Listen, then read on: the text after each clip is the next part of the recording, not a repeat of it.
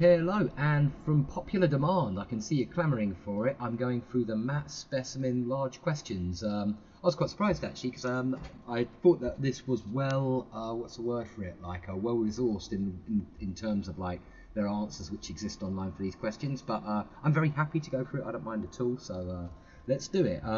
If you thought why was I doing all those step questions, it's because I actually prefer the step. Like, just a style. I'm not saying steps easier or harder, definitely not, neither of the two. Most people would say it's harder, I guess, because the content's more advanced. But that said, Oxford Math is definitely hard. It's got loads of problem solving in it. It's really difficult. I think it's the same as step 2, for example. But yeah, I prefer the style of the step questions. And this actually shows why I'm, sometimes not too enamoured with the questions. So let's talk about this one. Yeah, what are we given here? We're given what looks like a cubic, but the coefficients are given in terms of the variable theta and trigonometric functions. Yeah, that's essentially what's going on here. So we've got a multivariable function. You might even write, actually, just in case you're interested, when you've got two variables in a function, you can do it with brackets. So you can say f of x theta equals. And the reason I'm doing this is because I've got to show my working. You don't have to use this notation, but you do have to explain what you're doing.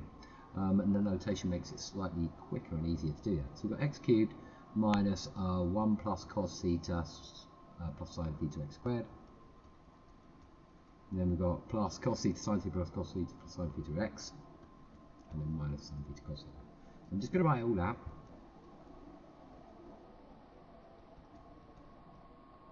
I think it goes like this. Minus sine theta cos theta. Okay, so that's our function of two variables. Now, the thing is, and if you've seen there's a really famous step question from 2003, really famous, well, it's famous to me, 2003, 2004 maybe, question 3. I must find it and show it to you, but it's another point where you've got a function of two variables, but it shows you that factor theorem still works. So if I want to show that that's the same as that, then I need to show that x equals 1 reduces this to 0, because then x minus 1 will be a factor. Now it's true actually, when I looked at the way they've solved this in the report, on the page where you get all the math papers, it's got some answers on there. And yeah, it solved this in a very different way. It didn't mention factor theorem, which surprised me, because I would definitely be plugging in x as 1 and then showing you get 1 plus cos theta plus sine theta times 1 plus, oh, gone off the screen again. So all I'm plugging in is x is 1, and I'm hoping this should go to 0. That's what I would do, definitely. It seems like such an obvious, I don't know why, but I'm going to turn those around. It seems like such an obvious move to me to use factor theorem here. Now what you find is that the 1 minus 1 disappears, the minus cos theta minus sine theta cancels with the cos theta plus sine theta, the sine theta cos theta cancels with the minus sine theta cos theta, so that equals 0. Hence, make sure you write down your conclusion, x minus 1 is a factor. Yeah, that's how I would have done it. I'm not saying their way's bad, it's not bad at all. They've done it the opposite way around, and you could argue it's easier. But I just immediately thought I'm going to use factor theorem here. And it's a good point, worth pointing out, that factor theorem works with two variables. It really does, it's not a problem at all. It must work like that, because when this equals 0, then x equals 1 will solve this, because you have 0 times anything. So when you plug x equals 1 into here, if it's identical to it, it should also equal 0. Okay, so that's x minus 1 is a factor. Now, we've got to do the division. Well, that's okay, that doesn't scare me, because I don't use long division of polynomials, I use my little grid. I just point out, okay, I've got an x minus 1, I know that's a factor, and I want to produce this up here, so I need an x squared to make x cubed. But that's going to give me a minus x squared, and if you look here, I've got a minus x squared. That's kind of good, because I've already got an x cubed, we've got that term, and now I've got that term in a sense, because x squared times that gives me minus x squared. Now I also need a cos theta x squared and a sine theta x squared, so I'm going to need an x cos theta plus sine theta. Let's do it in one go. Just give us a bit more space there. So x cos theta plus sine theta, just to make sure I'm producing this. Oh, and it should be minus, I believe, so let's put a minus there, then I'll get a minus x squared cos theta minus x squared sine theta. So that's obviously going to give me exactly what I want. It's hard to fit it into this grid. Ooh, that should be squared. Okay, but that's also going to give me a plus x cos theta plus sine theta. and I think I want some of that at least. Anyway, look, x cos theta plus sine theta. I've got those two terms. The one term I haven't got is this, yeah? So I've made that, I've made that, I've made that, made that, I've made that. I just need this now. Now the good news is I can just put a cos theta sine theta on the end, and I get exactly what I need. Put a bracket around those, and then minus cos theta sine theta, yeah?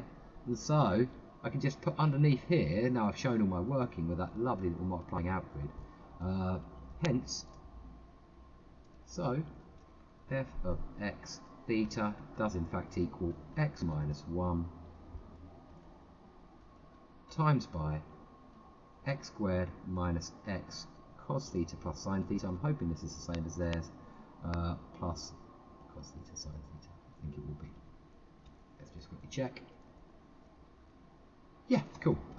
X squared minus x cos theta sine theta plus cos theta sine theta. Cool, got it all there, all the signs are right. Great. Deduce that the cubic in 1 has roots 1 cos theta and sine theta. Now why would that have roots? Well, look at this. We're factorising a quadratic. We need two numbers that had to give minus cos theta plus sine theta, but times to give cos theta sine theta. I'm using the old year 9 way of factorising an easy quadratic because it's 1x squared. So I can factorise it.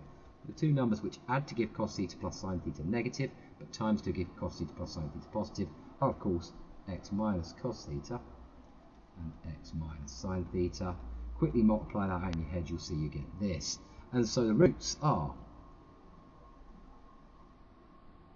roots of f of x theta equals 0 are, because it's equals 0, so the roots are x equals 1 cos theta or sine theta. Done. What we got next? Give the roots when theta is pi over 3. Well, what are they basically saying here? Do you know your trig values, your exact trig values? So theta equals pi over 3, in which case roots are x equals 1. Cos of pi over 3 is like cos of 60, and cos of 60 is the same as sine 30, that is a half.